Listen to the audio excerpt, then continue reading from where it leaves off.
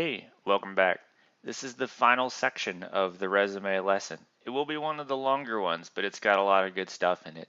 At the end, we'll have a, a shortcut that'll refer you back to the different sections as we go through the parts of the resume. Hopefully, that'll make it a lot easier for you to skip around as you try to put together your resume. Let's get into the first section right away, which is contact information. A lot of people forget to put this. You would be very surprised.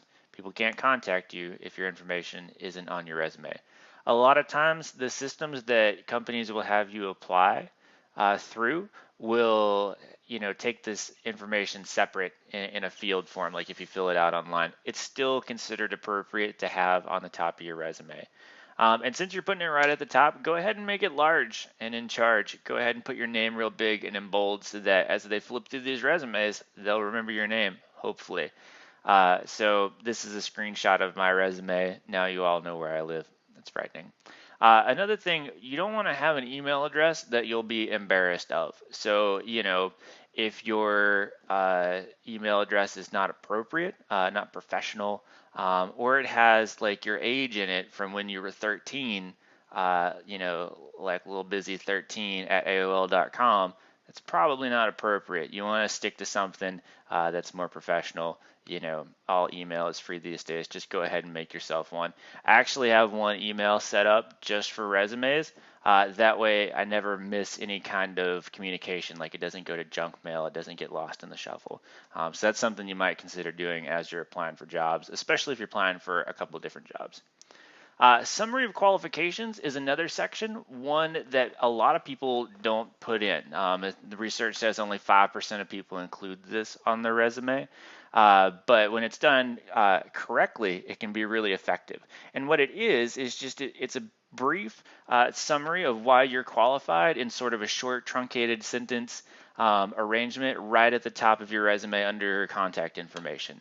So like I said, it's just 4 to 6 bulleted points that present an overview of an experience. And when people read your resume, what they do is they really skim. And so a lot of times if they come to 2 or 3 bulleted points right at the top, they will read those. And what that does is it gives them a frame of reference for when they go through the rest of your resume. It's kind of like you're doing a little bit of the thinking for them.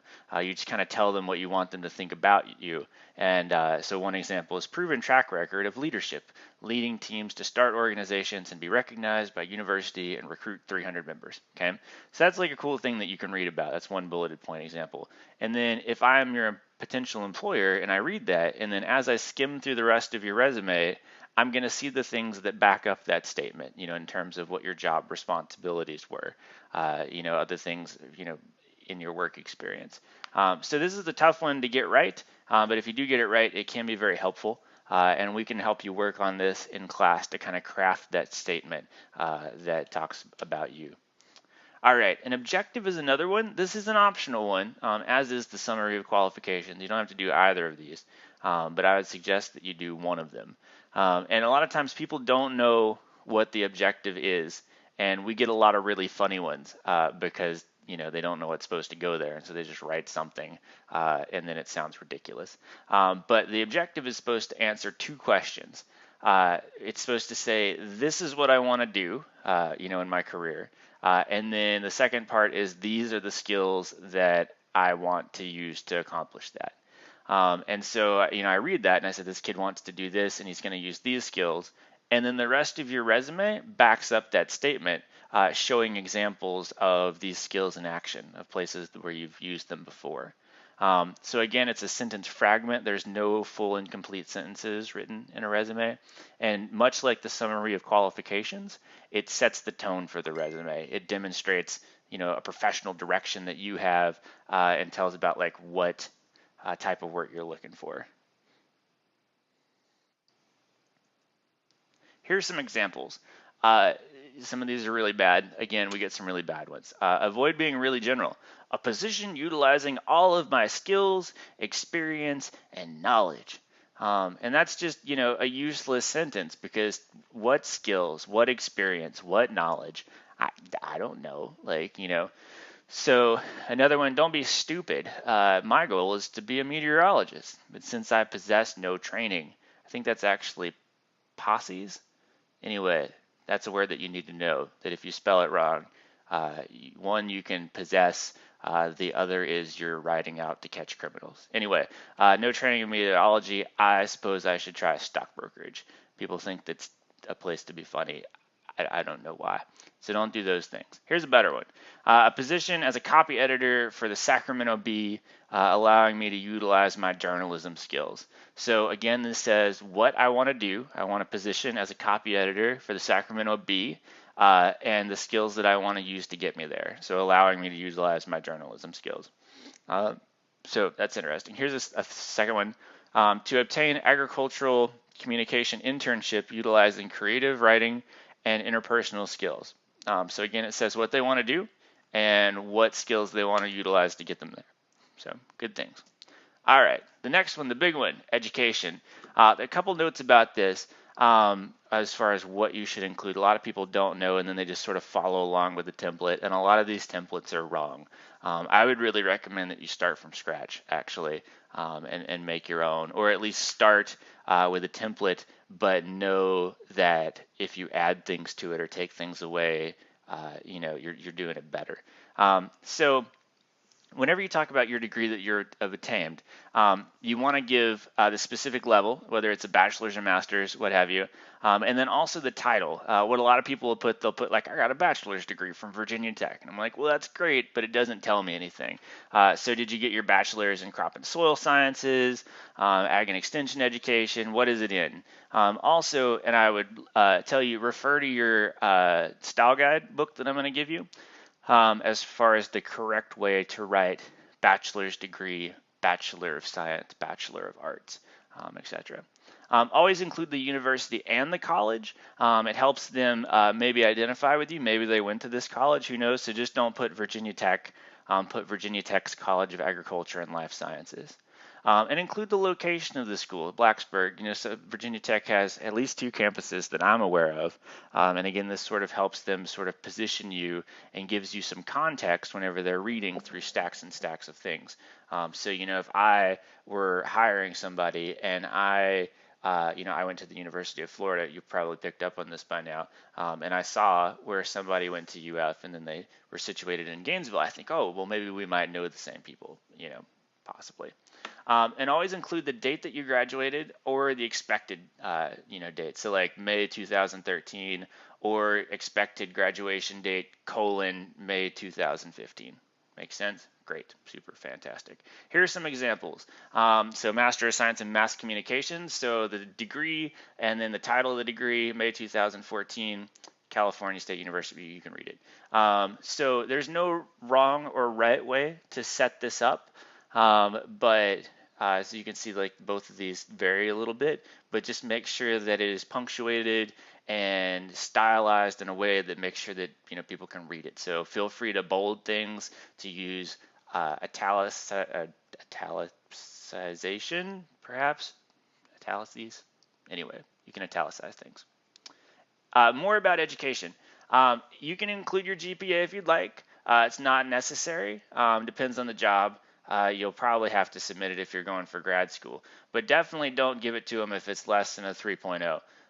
If you're more than a 3.0 on a 4.0 scale, great, you can add it. Another thing that you can do is you can use your in-major GPA. I'm going to tell you something about me, and that's that I was not a good student in undergrad. I feel like I can say that now because I'm working on a PhD. I had a 3.3, I think, overall, which isn't fantastic, but I had a 3.9 in major out of 4.0, and so that was pretty good. So that's the thing that I wrote down. Now you can't lie and just put 3.9. Like you got to say in major, 3.9. You can also include academic honors if you've been on the dean's list or won some kind of like recognition, student of the month, whatever you want to include. And then if you're a recent grad or a current student, it's also okay to include extracurriculars, clubs that you're in if it's applicable, projects that you've been a part of that helped you learn something. I'm talking in-class projects that you've worked on or research projects that are directly applicable to the thing that to the job that you're applying for. And then I think this is like the 3rd time that we've said academic achievements. Relevant coursework. This is a thing that you can list if you're going out for a job and you don't necessarily have a lot of work experience in that area, but you've taken a lot of classes that apply directly to that area, you can just have a section underneath education or in its own section, and just call it relevant coursework, and then list the classes that that match up.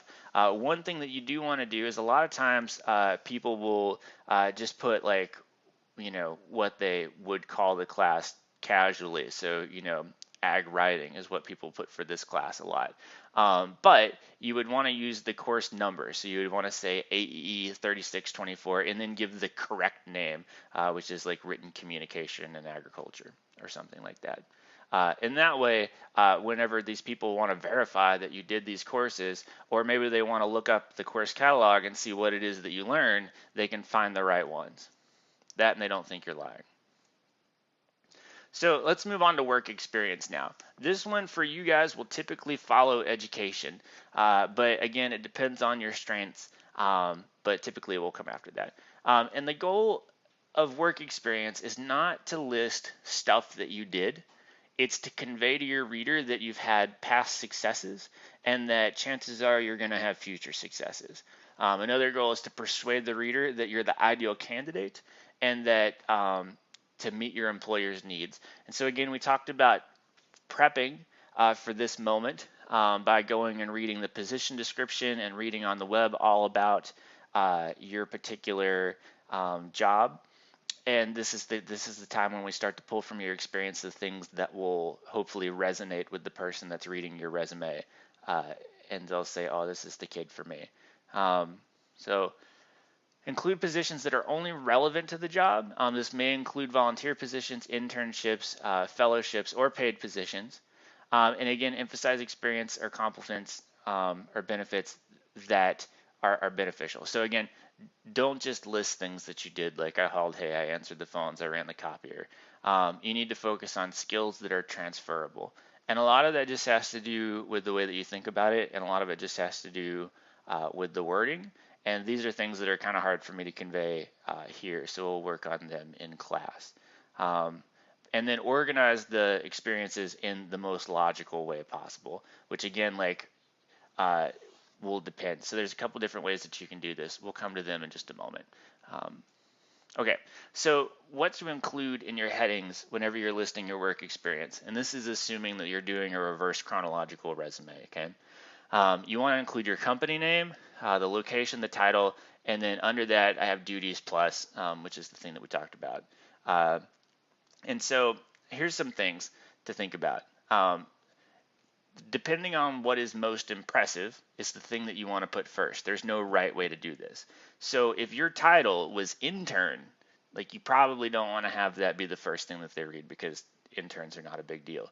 If you were an intern at, the United States Department of Agriculture, that's a bigger deal. And so you could start with company name. So, USDA, comma, intern, and then Washington, D.C. and what have you.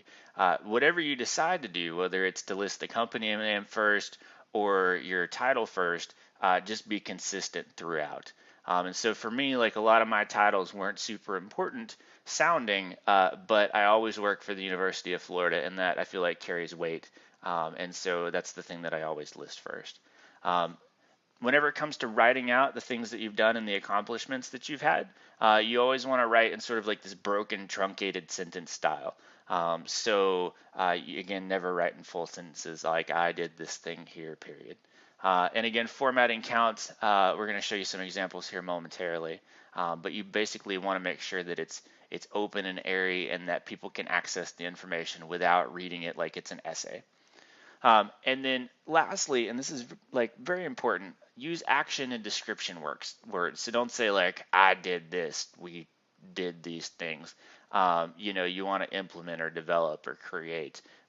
There's a reading, which I'll show you at the end of this thing, and it's also on Scholar, and it's called the reading for the Auburn University, how to make a resume reading. And at the end of it, there is a whole big list of descriptive words that you can pilfer. And they really do add so much in terms of making the things that you did sound much more exciting. Here's some examples of work experience. I don't know why that would just work like that. So you can see on this one, they decided that tutor wasn't, the most exciting thing. So they put Virginia Tech Writing Center first, comma tutor, and then the dates. The dates are also important. You want to have those in there. And then they went with a bulleted list. So they assisted students with their writing assignments. They helped them formulate ideas through brainstorming, free writing, and outlining. And they designed and created PowerPoint presentations for both students and faculty. Okay. Now, these are not the greatest because, you would also want to show success, but it's better than saying I tutored students. And then in the second one, they decided that, their title was pretty snazzy, so they went with it first. So they did entertainment coordinator, and then the dates, and then the school. And neither of these is correct or incorrect. It's just whichever way works best. And then they went with a more like paragraph style. So contract and persuade local musicians to come and play, free weekly concerts at Sacramento, design banners, blah blah blah. Okay, you can read these. Also, there's some good examples in that same Auburn reading. All right. So work experience, things to list, depending on the job you're applying for, it may be good to list, bonus things, just awards, extracurricular activities. If you're going into, especially if you're applying to grad school, list, anything that's been published, anytime you've been asked to speak. If it's a job that requires you to travel, it's good to lay out there that you're willing to travel. That might set you apart. And then if it's appropriate, you can put together a portfolio of writing samples and then just say available upon request. Or what you can do is you can just put them online someplace in a nice snazzy site and then provide the link in there. All right, let's move on to references. This is typically the last section that you all will do. There's some debate about available upon request. Some people say that that's the way to go. And then there's no real consensus on it.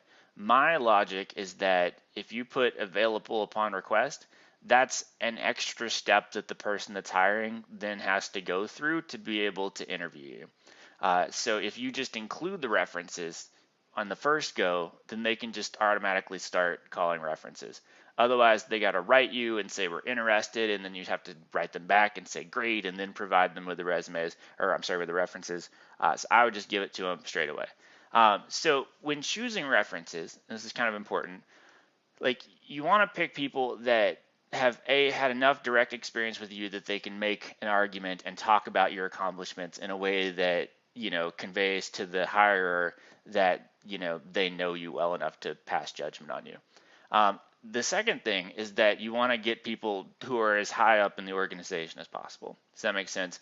So, you may have worked great with the direct supervisor on the farm, and they may be able to pass judgment on you best. But if the owner of the farm, can also do an adequate job of saying, yes, this kid is a great worker, blah, blah, blah, that person would be more influential than the direct supervisor. And so, you try to want to, find the happy medium there of as high up as you can, but also people that can vouch for you in a meaningful way. And then you also usually are allowed 3 references. That's kind of the standard. And you want to find people who are varied. So, I wouldn't find, if I were applying someplace, I wouldn't find 3 professors. I would find 1 professor, 1 past supervisor, 1 dean that can vouch for me, and so that kind of shows that, people in different places, and then they can also vouch for different aspects of how you do jobs, so like the direct supervisor may be, able to vouch for you in one way, the, higher up, or your professor may be able to vouch for you in another way, and then that can show like a greater depth or get at you from a couple different angles for the person that's doing the hiring. And this last one's real important, and this is just as somebody that's been a reference. First, you need to ask for their permission. They may not want to give you a reference. They may not like you as much as you think, but definitely let them know that you would like for them to be a reference, and then let them know whenever you put them down, and then send them your information about the job that you're applying for and your resume. And then that way, if they do get a phone call, they're more prepared to talk about you so they know what the job is, probably know a little bit about what that person wants to hear that's hiring, and then they can hit upon some things that are in your resume, that it all ties everything back together. Here's an example of a reverse chronological resume. Again, education at the top, experience in reverse chronological order. Here's an example of a functional resume. So again, education at the top, but then they start listing things out according to skills. So entrepreneurial skills, professional sales, career, communications, etc. Notice contact information always at the top. And then this one is a little bit of a mashup. And again, nothing's wrong with it, but you see that they've like a combo. So contact information at the top, then they have objectives, then they have what's kind of the equivalent of a summary qualification. They're calling it a profile. And then they go into skills, computer and technical skills, interpersonal skills, and then they list work history. So apparently this person decided this was what would be best for them. All right, that's the end of resumes. Thank goodness. Okay, I'm going to put some things in here so that hopefully you can find your way back to the different parts. In class, we're going to do a critique of various good and bad resumes and talk about what makes them good and bad. And then hopefully when you're done with this, you'll have a really stellar resume. We're also going to do, after you get a first draft done, we're going to do peer reviews so that you can see other people's work and then also have other people look at yours and give them constructive feedback. And then again, hopefully, this will end up being a really meaningful thing for you. Our next lesson is going to be cover letters. Get excited for that. And thanks for watching. You get away, you get away.